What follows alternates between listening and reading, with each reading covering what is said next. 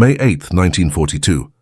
The Coral Sea shimmered under a harsh Pacific sun, its turquoise waters hiding an invisible contest of nerves. On the horizon, Japanese scout planes cut through humid air, their crews straining to spot silhouettes of American ships that intelligence had promised were too few, too fragile, too late. But as engines roared and wireless chatter crackled, the reports returning to Japanese headquarters painted a different picture. American carriers were here, more of them than expected, and they had not been bled away or delayed. For Admiral Shigeyoshi Inoue and his staff, the shock was immediate and unsettling. How could the United States, still reeling from Pearl Harbor, put to sea with carrier groups so soon? Their decks alive with dauntless bombers and Wildcat fighters? It defied every calculation Tokyo's planners had made. What the Japanese could not see through their binoculars was the real weapon behind the steel. Not just the ships themselves, but the industrial engine that had conjured them out of steel and fire in a fraction of the time Japan believed possible. The Japanese Navy had come to Coral Sea expecting to crush a weakened, scrambling opponent. Instead, they found a foe that seemed to regenerate like a hydra. The battle opened with thunder, carrier aircraft trading blows in the first clash of flat tops in history. Flames licked the sky as bombs burst on flight decks, and sailors scrambled to save their floating airfields. Yet what lingered in Japanese minds long after the smoke cleared was not just the fight itself, but the haunting realization.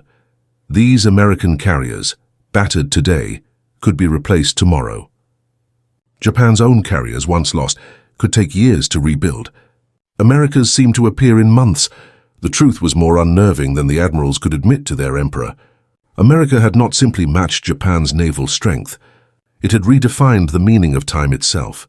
In the shipyards of Newport News, Brooklyn, and San Diego, welders worked in shifts that never slept. Sparks cascaded in orange fountains as steel plates fused together at speeds unthinkable in traditional naval construction. What took Japan years to hammer and rivet, America could now weld in mere months. This was not just production. It was acceleration. War transformed into industry's race against the clock. At sea, Japanese officers squinted through smoke and sea spray, calculating enemy numbers against intelligence briefs that now felt obsolete. Hadn't the United States lost carriers at Pearl Harbor? Hadn't Yorktown been crippled at Midway? Yet here it was again, steaming forward as if risen from the dead. American sailors, patching holes and painting scars, knew that even if Yorktown sank, more hulls were already sliding down slipways back home. In Tokyo, disbelief hardened into fear.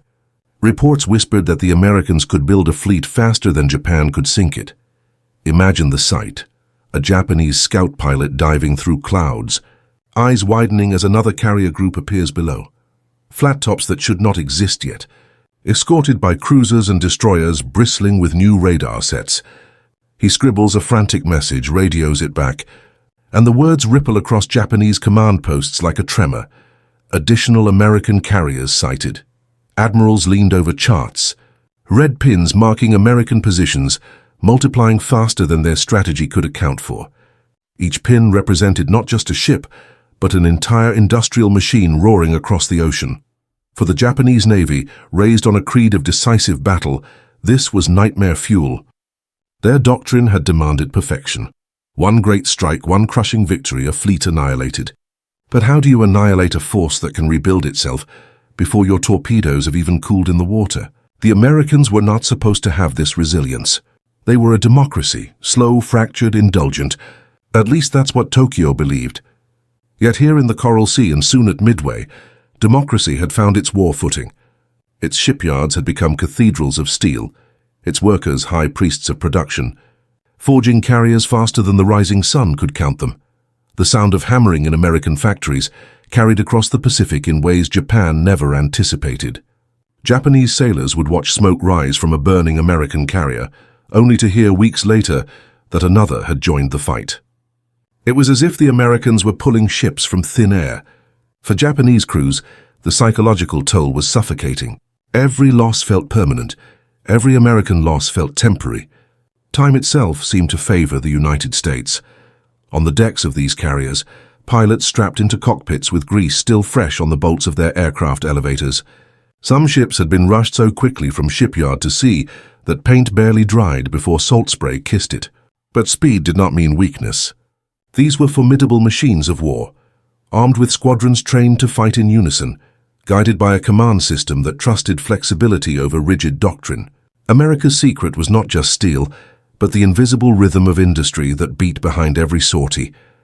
Japanese admirals, schooled in decades of naval tradition, could not reconcile what they were seeing. Carriers were supposed to be national treasures, delicate instruments, years in the making, the pride of naval arsenals.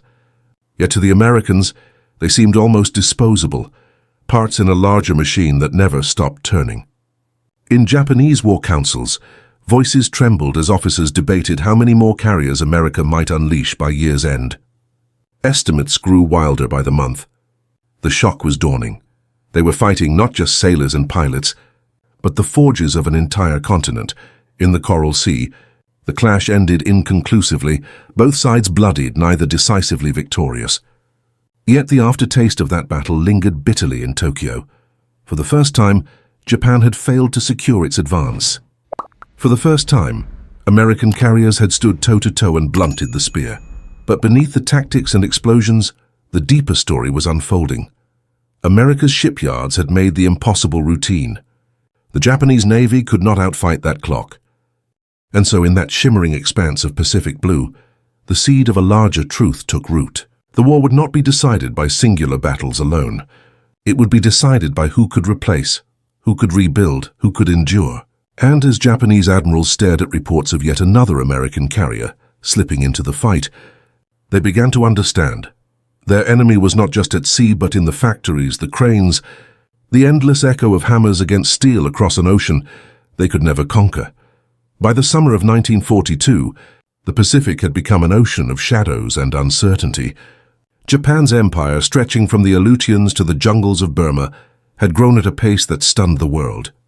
Pearl Harbor had shattered the illusion of American invincibility, and 6 months of relentless expansion had secured oil fields, harbors, and airstrips in a vast defensive perimeter. The rising sun seemed unstoppable, its fleet carriers dominating every horizon. Yet beneath the surface, the balance of power was already beginning to tilt. Not at the front lines, but in the shipyards of America, where steel skeletons rose day after day under plumes of smoke and sparks. The Japanese High Command believed time was their ally. Their doctrine was rooted in a single decisive clash, the Kantai-Kessen, the great battle that would break the enemy's fleet in one stroke. Japan's admirals were certain that America, a nation they saw as complacent and slow-moving, could not rebuild fast enough to challenge their supremacy. They had studied the First World War, watched democracies stumble into indecision, and concluded that if they struck hard and early, America would tire and negotiate. But the flaw in that calculation lay not in tactics or bravery, it lay in industry. Across the Pacific, President Franklin Roosevelt had already unleashed America's full industrial potential. Factories that once produced automobiles and refrigerators now rolled out bombers, tanks, and warships. Shipyards that had worked in peacetime rhythms now hammered day and night, floodlights illuminating the labor of tens of thousands. America was not just preparing to replace its losses, it was preparing to drown the enemy in steel. Between 1941 and 1945, U.S. shipyards would build more than 120 aircraft carriers of various classes. Japan, with its smaller industrial base and reliance on scarce materials, could barely construct a fraction of that number. But in early 1942, this was not yet clear. To Japanese eyes, their fleet still looked supreme. Their carriers, Akagi, Kaga, Soryu, Hiryu, Shokaku, Zuikaku, were battle-tested instruments of destruction, flown by the most experienced aviators in the world. American carriers, by contrast, were seen as fragile, unproven, and too few to matter. The Japanese Navy assumed that once Yorktown, Enterprise, and Hornet were hunted down, the Pacific would be theirs uncontested. Yet in Washington, admirals and shipbuilders alike were sketching plans that defied logic, carriers to be built in months, not years, with new techniques that would bypass traditional bottlenecks. The difference between the two navies was not just numbers, it was philosophy. Japan's naval construction clung to artisanal traditions, precision riveting, careful assembly, perfection achieved at a deliberate pace. America embraced mass production. Where Japanese shipwrights prized craftsmanship, Americans prized speed. Welding replaced riveting. Modular construction replaced incremental building. A carrier could be assembled in sections like a puzzle before being stitched together in dry dock. In shipyards along the Atlantic and Pacific coasts, cranes swung giant prefabricated sections into place like toys. The context of the war magnified this contrast. In the first half of 1942, Japan's strategy demanded quick consolidation. Their perimeter stretched thin across islands and atolls, defended by garrisons that depended on fragile supply lines. Every month of delay was dangerous, every lost carrier irreplaceable. America, by contrast, could afford to absorb blows, knowing that its industrial pulse grew stronger with each passing day. For every ship sunk, another two neared completion. For every aircraft destroyed, another rolled off an assembly line in California or Michigan. At sea, this industrial duel played out in ways that shocked the Japanese. After Pearl Harbor, Japan expected American carriers to vanish into cautious hiding. Instead, within months they launched daring raids, Doolittle's bombers striking Tokyo in April, American carriers dueling Japanese forces at Coral Sea in May, and finally, Midway in June. Each time the Japanese thought they had measured their opponent, another carrier appeared, another deck loaded with planes that should not exist yet. The Japanese did not yet know the scale of the storm brewing across the ocean. In 1941, the U.S. had authorized the construction of the Essex-class carriers, larger, faster, and more resilient than their predecessors. By 1943, they would arrive in waves, overwhelming anything the Japanese could hope to match. But even before that, the speed with which America repaired and returned damaged ships stunned Tokyo. Yorktown, heavily hit at Coral Sea, limped back to Pearl Harbor with gaping wounds. Japanese analysts believed she would be out of action for months. Yet within 72 hours of frantic repair, she was back at sea, sailing into the Battle of Midway. To the Japanese mind, this bordered on the impossible. In this larger context, Japanese strategy began to unravel. Their victories had been predicated on a temporary window, the months in which America could not yet rebuild, when its fleet was still reeling. That window was closing faster than anyone in Tokyo had dared imagine. The Americans were not only replacing ships, they were multiplying them, changing the scale of the conflict entirely. No longer would a single lost carrier cripple the fleet. Soon, carriers would become almost expendable, part of an endless rotation. For Japanese admirals, this shift was deeply unsettling. Their training had emphasized precision, the perfection of a single strike. America's approach turned war into a numbers game, a tide that could not be stopped. The Pacific, once Japan's hunting ground, was slowly transforming into an American conveyor belt of steel, aircraft, and sailors. Every battle Japan won came at a cost it could not replace. Every battle America lost only fueled its determination to return stronger. And so the stage was set. By late 1942, Japan's outward dominance masked a fragile reality. Their carrier fleet, though formidable, was finite. America's, though bloodied, was infinite in potential. The question was no longer whether the United States could stand against Japan. It was how quickly it could overwhelm them, and how long Japanese admirals could cling to a strategy already eroding under the weight of American industry.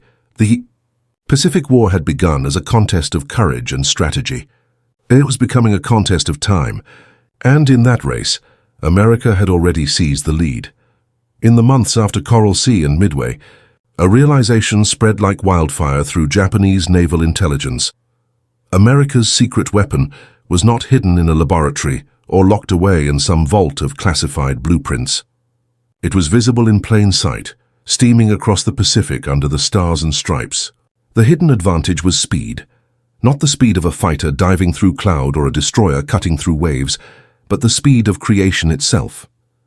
Where the Japanese saw years between keel-laying and commissioning, the Americans saw months. Where Japanese officers expected long pauses before a damaged ship returned to sea, America compressed time with repairs so frenzied they bordered on the miraculous. The war was becoming not just a clash of fleets, but a duel between calendars. The Yorktown's return at Midway embodied this advantage. Japanese intelligence had written her off. listing her as a casualty of Coral Sea. Yet as Nagumo's carriers launched their first wave against Midway Island, American dive bombers screamed down on decks that had been considered safe from retaliation. The ship that was supposed to be lying crippled in a Hawaiian dry dock was here, launching squadrons into the sky. For Admiral Yamamoto, the realization was unnerving. If Yorktown could be resurrected in days, how many more ships might rise from American shipyards in months? Japan's naval doctrine had been built on assumptions of scarcity. Each carrier was a jewel, a national treasure, the product of years of painstaking labor and strategic planning. But America treated carriers like tools, valuable, yes, but replaceable. Welders in San Francisco and Brooklyn worked in rotating shifts, sparks lighting up the night, assembling ships with an efficiency that seemed almost mechanical. Modular sections, prefabricated hull blocks, ready-made deck components, bulkheads and engine rooms were lowered into place by cranes, bypassing the old slow rhythm of building a ship piece by piece. It was industry applied with the precision of war planning. For Japanese admirals, the reports were maddening. Carriers were appearing at a pace their naval architects said was impossible. They had studied American shipbuilding before the war, confident that even a retooled industry could not churn out frontline carriers fast enough to matter before Japan's empire was secure. Yet in Washington, the Essex class was already taking shape. 24 of them ordered in one staggering burst of confidence. It was a commitment of resources that Japan could scarcely comprehend. Where Japanese yards might complete one large carrier in several years, American yards could launch multiple hulls in the time it took Tokyo to finish one. But America's hidden advantage was not only construction, it was repair.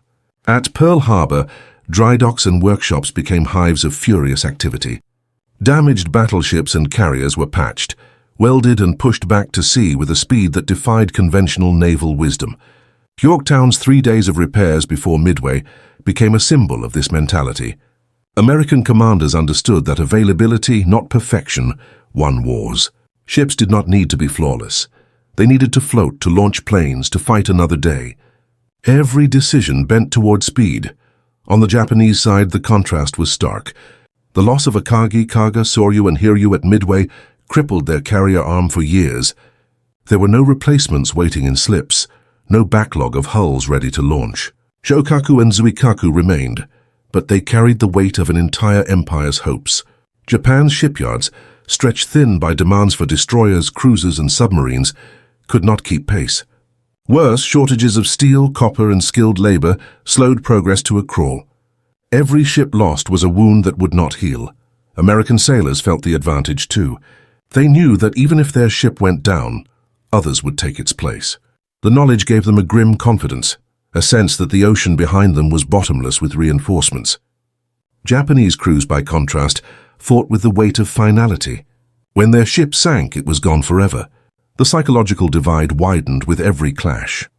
In Tokyo, whispers circulated of America's shadow fleet, ships that materialized out of nowhere, carriers counted as sunk that returned again and again. Japanese pilots swore they faced more carriers than intelligence briefings had ever suggested. The confusion was not incompetence.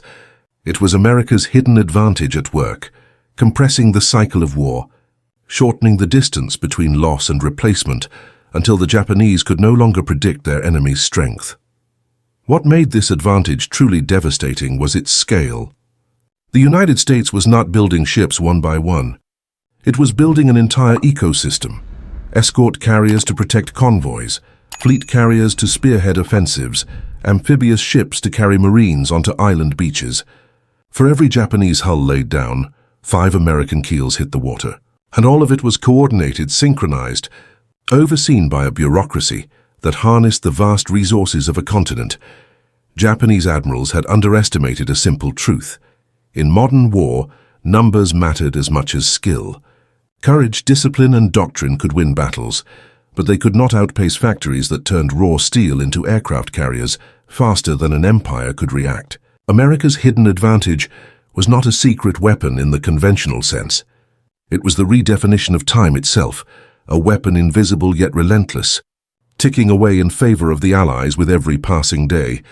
As 1942 drew to a close, Japanese strategy began to feel like sand slipping through fingers. They had envisioned decisive battles, thunderclaps of victory, that would cow the enemy into submission. Instead, every victory seemed fleeting. Every carrier they sank soon answered by another. The ocean itself seemed to breed American decks. The hidden advantage had been revealed. America could fight forever, because it could rebuild faster than Japan could destroy. And once that realization sank in, a sense of inevitability began to creep through Japanese command, not spoken aloud, but felt in every report of yet another American carrier steaming toward the fight. The Essex-class carrier was more than a warship. It was a statement, a floating embodiment of America's industrial might, welded together in record time and hurled into the Pacific like a steel gauntlet. Laid down in 1941 and commissioned just 2 years later, the USS Essex and her sisters represented a revolution in naval construction. Japanese officers who first glimpsed their towering decks and broad flight lines struggled to comprehend how such giants had emerged so quickly. Yet the answer lay not in mystery but in engineering, logistics, and an industrial philosophy that treated time as the most precious resource of war. The Essex class displaced over 27,000 tons, nearly the size of Japan's vaunted Shokaku class. But what astonished foreign observers was not just their scale, it was their pace of birth. Traditional naval shipbuilding had relied on riveting, each steel plate painstakingly hammered into place by teams of men. America discarded tradition for welding, a technique that fused metal faster, lighter, and with fewer man-hours. Entire sections of a carrier could be assembled off-site, transported by rail or barge, and lowered into the growing skeleton by massive cranes. This modular method, pioneered in the construction of Liberty ships, was now applied to the most complex warships afloat. Inside, these ships beat the heart of mass production. Their machinery spaces housed 8 boilers and 4 geared steam turbines that produced 150,000 shaft horsepower, driving them to speeds exceeding 33 knots. They could outrun most battleships, keep pace with cruisers, and position themselves with agility across vast ocean expanses. Flight decks stretched over 870 feet, giving them the capacity to carry up to 100 aircraft, Wildcats, Dauntlesses, Avengers, and later the Hellcats and Helldivers that would shred Japanese formations. Each ship was not merely a vessel, but a mobile airfield capable of reshaping battles hundreds of miles away. Numbers told the real story. Between 1943 and 1945, the United States launched 24 Essex-class carriers. By contrast, Japan managed to build and commission just 6 fleet carriers in the same period. Many rushed and poorly armored, some completed too late to influence the war's outcome. America's industrial machine had achieved a tempo that Japan could not hope to match. Where Tokyo measured progress in single ships, Washington measured it in groups, task forces, entire fleets. Supporting these giants was a swarm of escort carriers, the so-called jeep carriers, smaller, slower, and often derided by sailors as tin tops. They nonetheless played a critical role. Built on merchant hulls, they could be produced in a matter of months. By 1945, the U.S. had launched over 100 of them. They ferried aircraft, escorted convoys, and provided vital air cover during amphibious assaults. Japanese submariners, who once prowled the Pacific with impunity, now found themselves hunted from the skies by aircraft launched from these humble but plentiful decks. Behind the statistics stood the people, welders, riveters, and electricians, working in shifts that never stopped. In Newport News, Virginia, women swung hammers alongside men, their overalls streaked with soot and sweat. In Brooklyn, cranes moved like colossal predators, lowering sections of hull into place while sparks rained down. In San Diego, teenagers fresh out of high school learned to weld bulkheads that would soon sail into combat. This was war transformed into an assembly line, each worker a soldier in coveralls, each shift another offensive against the Axis. Japanese naval engineers, studying American wrecks and intelligence reports, were stunned by the speed of adaptation. Damage control systems were standardized, fire suppression improved, and lessons from one battle were applied to ships still under construction. When Japanese bombers struck, American carriers often survived fires and explosions that might have doomed less robust designs. Redundancy was built into every system, from power distribution to fuel lines, ensuring that even damaged ships could keep fighting. The philosophy was clear: perfection could wait. Survival and speed were paramount. Even the methods of launching these carriers reflected America's urgency. Christening ceremonies became streamlined affairs, sometimes skipped entirely in favor of immediate deployment. Hulls slid down greased ways into rivers and harbors, their decks already being fitted with arrestor wires and catapults as they floated. Commissioning often occurred before crews had fully assembled, sailors learning their ships at sea, improvising as they went. Yet the system worked. By the time Japan recognized the scale of this production, dozens of American flight decks were already steaming west. What astonished Japan most was not just quantity, but the relentlessness of improvement. Each new Essex-class ship incorporated refinements: stronger anti-aircraft batteries, improved radar suites, armored flight decks. While Japanese carriers remained tethered to doctrine that emphasized offensive striking power at the expense of defense, America built balanced warships that could absorb punishment and return fire. Radar-directed gunnery, proximity fuses, and layers of 40mm Bofors and 20mm Oerlikons turned these floating airfields into fortresses bristling with steel. By late 1943, Japanese aviators faced a nightmare. Every raid against an American task force meant plunging into flak storms from dozens of carriers, cruisers, and destroyers, only to meet swarms of Hellcats guided by radar. Reports from survivors spoke of skies so thick with tracers that daylight seemed to vanish. The carriers themselves seemed untouchable, not because they were invincible, but because there were always more behind them. Knock one out today, and 3 more appeared tomorrow. Japan's shipbuilders could only watch in disbelief as American naval intelligence boasted of schedules that seemed impossible. New carriers every few months, destroyers every week, submarines every few days. For an island nation struggling with dwindling resources, the contrast was devastating. Their carriers, once symbols of power, had become fragile relics, hunted by a machine that fused engineering with strategy. The technical truth was this: America had mastered the logistics of war at sea. The Essex class was not just a ship. It was a system, one node in a vast network of oilers, tenders, and supply ships that kept fleets at sea for months without pause. Japan, by contrast, lacked the infrastructure to sustain its navy across vast distances. The Essex class and its kin were not isolated victories of design, but proof of a larger reality. The United States had turned the Pacific into an industrial battlefield, one in which steel, welding torches, and cranes mattered as much as torpedoes and bombs. For the Japanese admirals staring at intelligence summaries, the nightmare became clear.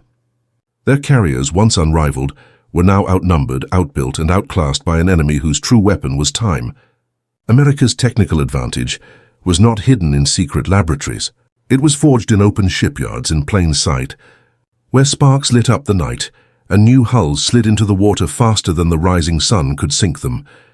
The battlefield had shifted once again, and with it came a new phase of the war that no soldier had anticipated. The bitter lessons of the past 2 years had taught both sides that the fight would not be won by courage alone.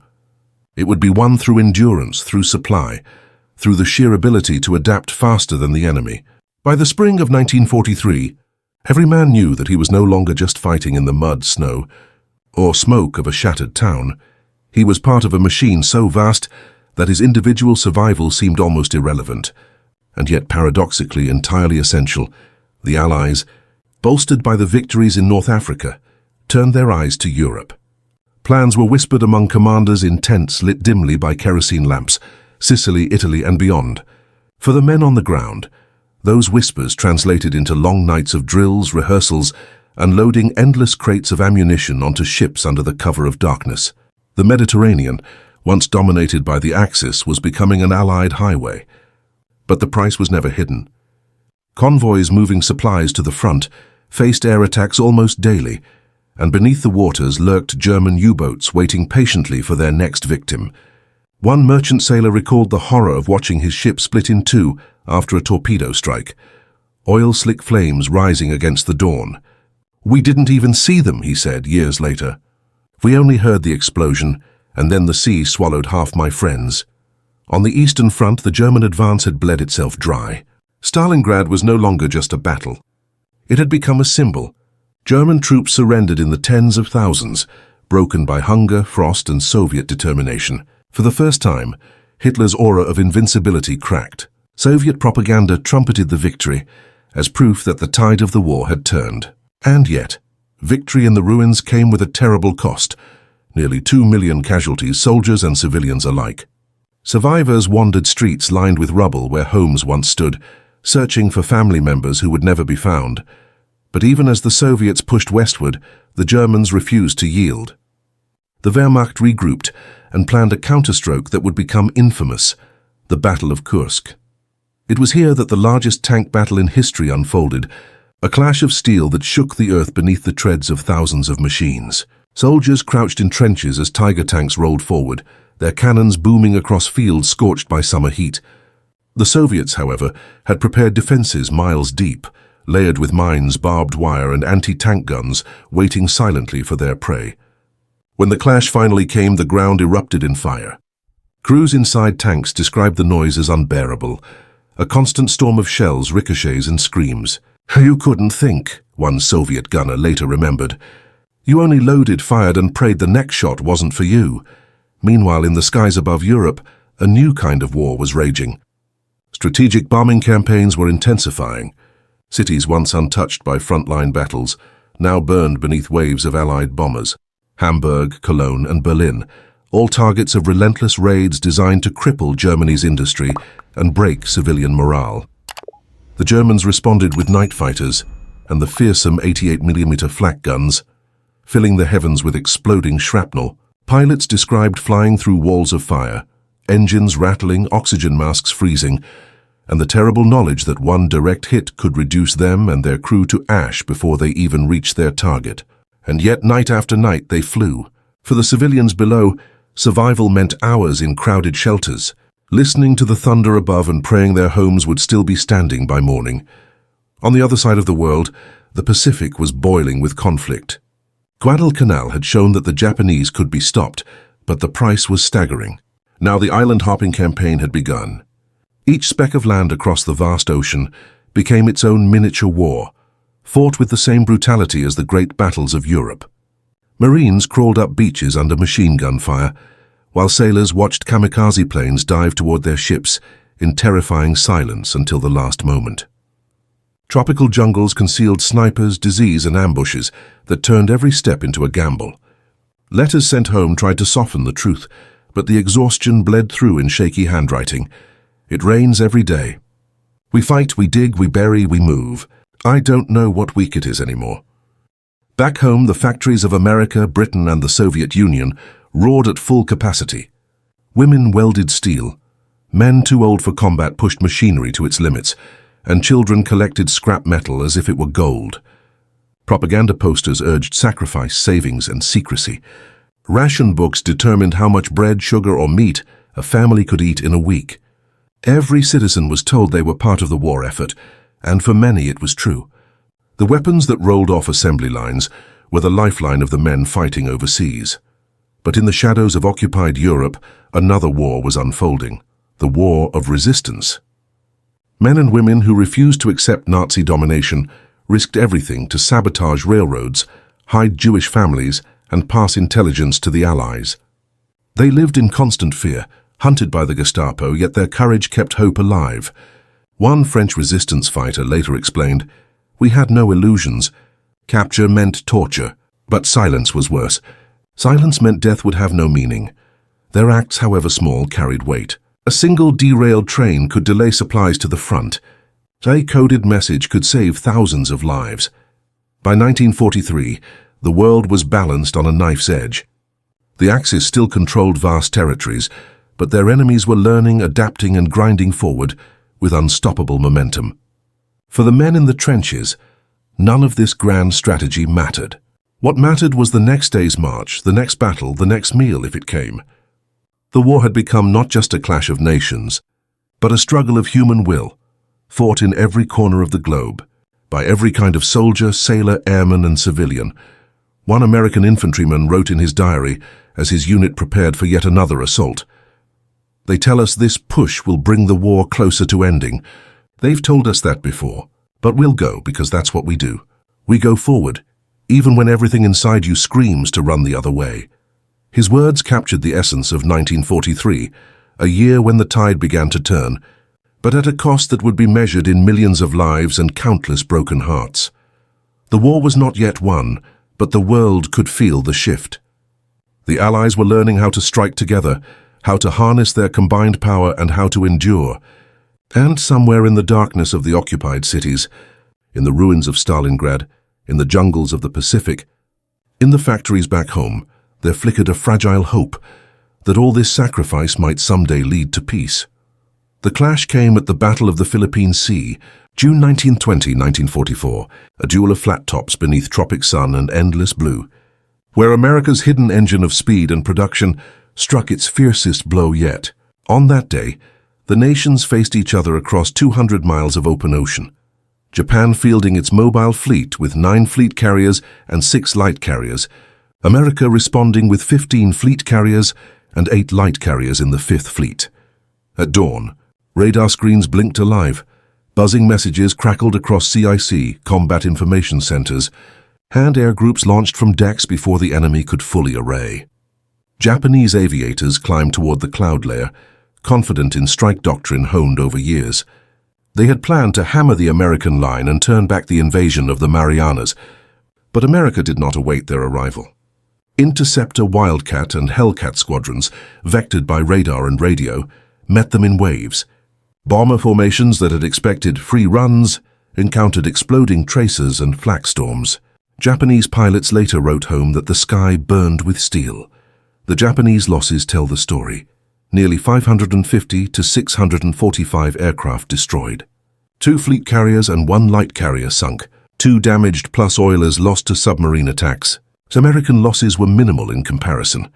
Just over 120 aircraft and 1 battleship lightly damaged. The ratio shocked Tokyo. In one stroke, Japan's capacity for large-scale carrier operations was crippled. The Japanese Navy could no longer mount massed carrier strikes. The Pacific War would now be fought under American terms. Japanese command had counted on veteran air crews, stealth, doctrine, and surprise. They ignored how many pilots they'd lost already, how replacement training lagged, and how their industrial lines were starved of fuel and raw materials. The Americans, by contrast, had grown thick with reserves, aircraft, aviators, deck crews, spares, shipyards waiting to repair or replace. The Japanese carriers were bleeding wings and fuel, their decks exhausted, their strategic capital faltering. The Americans simply had more to throw into the fray. The Japanese Admiralty received dispatches describing phantom fleets. Carriers reported sunk weeks earlier were alive again. Their own intelligence nets were disoriented. The Americans, they did not comprehend, were running a loop of destruction and renewal. Admiral Ozawa's orders to press forward turned hollow. He had no reserves left. The Japanese command would never again see their carrier aviation as an equal opponent. This battle, later dubbed the Great Marianas Turkey Shoot, sealed what the earlier skirmishes had only hinted at. America's hidden advantage, industrial tempo and rapid replacement, no longer lurked in the background. It dominated the sky. The Japanese fleet, once tip of the spear, was reduced to splinters of shadow. But even before Philippine Sea, the Japanese had felt the pressure. Battles at Coral Sea, Midway, Eastern Solomons and Guadalcanal had bled them constantly. Pilots lost, ships lost, morale fraying. The contrast between what Japan could lose and what America could lose was growing intolerable. The Japanese carried weight. The Americans carried a rising wave that crushed debris beneath it. After Philippine Sea, Japan's surface fleet was never again a full contender for carrier supremacy. America's carriers pressed closer to the home islands. Island after island fell, Saipan, Tinian, Guam, Iwo Jima, Okinawa, with carrier air cover each step of the way. The Americans sealed off resupply, pounded fortifications, and kept the Japanese Navy boxed in. The psychological shock inside Japan was crushing. Once it had believed that naval victory would force America to sue for peace.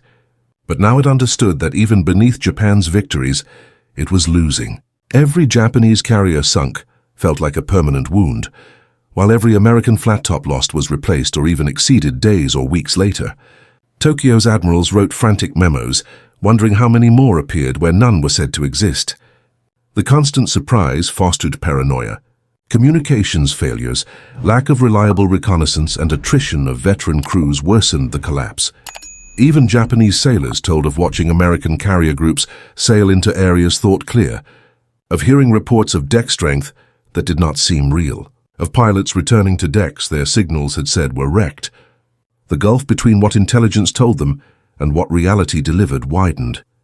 The psychological dislocation was as lethal as any bomb. In one after-action report, a Japanese naval officer wrote, "They press forward with too many decks. We cannot calculate their losses or strength. We are fighting ghosts of steel." That summary, terse and haunted, captured the new war. The enemy was not simply surviving.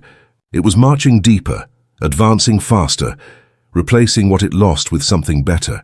The Japanese fleet no longer held the initiative. It clawed at survival.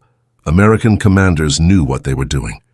Admiral Spruance and his staff coordinated strikes, resupply, repair, replenishment in a vast dance of logistics. Radar data, cryptography, air direction centers, and industrial backup all came together. When one carrier's engines failed, another would take its place in strike duty. When one air group was shot down, another filled its wings. The system did not break. Japan's did.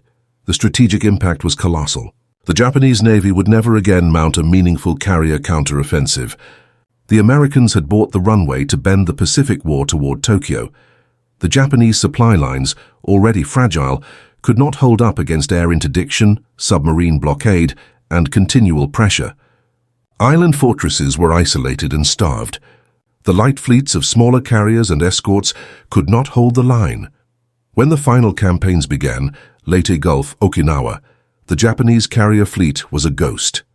The kamikaze doctrine, desperation, and a few battered escorts remained.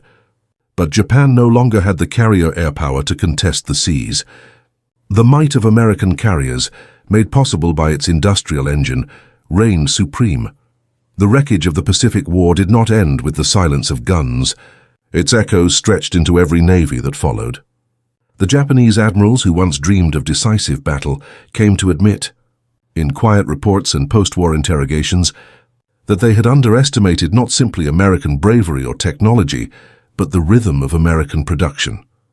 The carriers that rolled off assembly lines in mere months had broken their strategy, and in that breakage lay the lessons that shaped the modern world.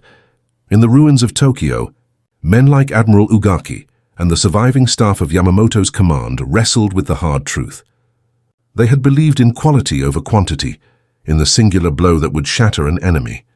But war against the United States had revealed a harsher principle. The side that could sustain loss, replace strength, and keep fighting tomorrow would master the future. Japanese shipyards, limited by geography and resources, could never match what American factories accomplished in Chicago, Brooklyn, or Newport News. Even before the bombs fell on Hiroshima, Japan's naval fate had been written by the roar of assembly lines. American admirals, too, reflected on what the war had shown. Nimitz and Spruance recognized that their carriers had not only won battles but redefined warfare itself. For centuries, the capital ship had been the battleship. At Midway, at Philippine Sea, and finally at Leyte Gulf, it was clear. The carrier was now the queen of the seas. Air power could strike hundreds of miles away, beyond the horizon, rendering armor and gunnery obsolete. And carriers, when built in numbers that stunned the world, could sustain campaigns across oceans without pause. This doctrine carried forward into the Cold War. When the Soviet Union stared across the seas, it was the American carrier battle group that symbolized reach and deterrence. Jet aircraft replaced Hellcats and Avengers. Nuclear propulsion replaced oil-fired boilers. Angled decks replaced straight flight paths. But the principle was the same. America's ability to build, to adapt, to replace, faster than any adversary, remained the heart of its naval power. The ghost of 1942's assembly lines lingered in every nuclear carrier. Launched at Newport News, Japanese naval officers, who later lectured at war colleges in Britain and the United States, often returned to one refrain. They had misread the American spirit. They had assumed, as Yamamoto warned, that they might run wild for 6 months, but after that, American industry would awaken. They had not understood how quickly that awakening would come, nor how unstoppable its march would be. Where they imagined hesitation, they found relentless rhythm. Where they expected one replacement, they found 5. Their carriers, sunk with irreplaceable crews, faced an enemy whose decks never seemed empty. The psychological lesson was no less profound. For the Americans who fought, knowledge that reinforcements and replacements were on the way gave courage in desperate fights. Pilots flew into flak knowing that even if their squadron was shattered, another would take its place. Sailors manning carriers struck by bombs knew their fleet would not collapse if their ship went down. This resilience, born of production, became a moral weapon as sharp as steel. For the Japanese, the inverse was true. Every carrier lost was a national wound. Every pilot gone was a hole that could not be filled. The despair spread from flight decks to command rooms. By 1944, the rising sun over the Pacific was shadowed by that despair. Modern strategists see in this history the foundation of network-centric warfare. The lesson of American carriers was not only speed of construction, but integration, ships that could communicate, coordinate, and replace one another seamlessly. In Desert Storm, in the South China Sea patrols of today, the doctrine echoes.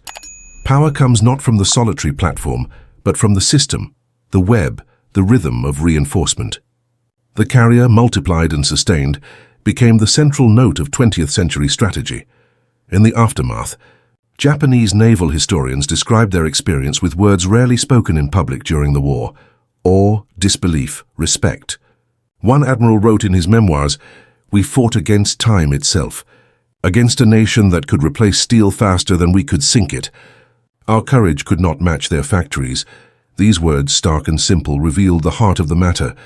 The Pacific was not won by a single torpedo or bomb. It was won by the ability to turn blueprints into steel, steel into decks, and decks into dominance again and again until the enemy collapsed.